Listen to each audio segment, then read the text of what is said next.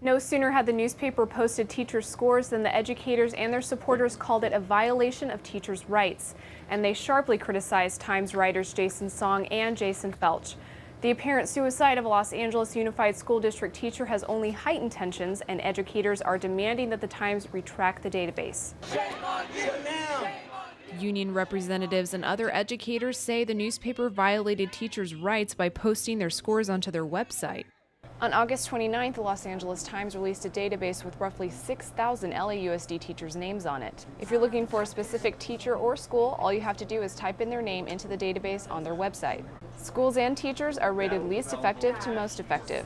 One of the names on that database was Rigoberta Ruelas, a 5th grade teacher at Miramont Elementary. Ruelas reportedly committed suicide after the release of his scores, which gave him a rating of less effective. The Times created these ratings based on value-added analysis, which tracks the progress of individual students' test scores. The difference in scores from one year to the next is the value given to teachers.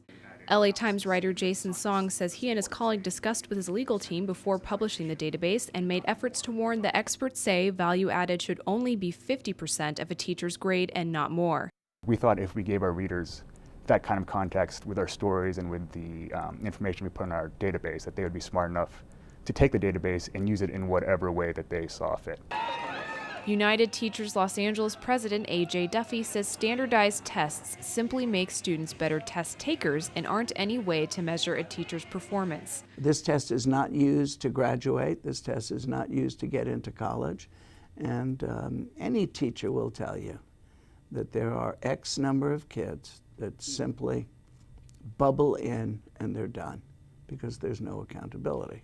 Pam Richmond is a parent of 2 LAUSD children and says she's been fortunate enough to have never dealt with a low-performing teacher. She says she volunteers at the school at least 15 hours a week. That's how she observes her children's teachers. I encourage every parent to do that because you don't know what's going on until you're there. And to get one report one day that something's wrong, unless you know the whole picture, it's just not an accurate representation. LAUSD board members have addressed the evaluation issue and in the spring of '09 created a task force to begin developing a proposal for a new system. In September, the board presented a proposal that would overhaul the current process and require administrators to objectively observe teachers in the classroom. The proposal was passed and will be sent to bargaining unions to negotiate its requirements. In Los Angeles, I'm Rachel DeLeon for Valley View News.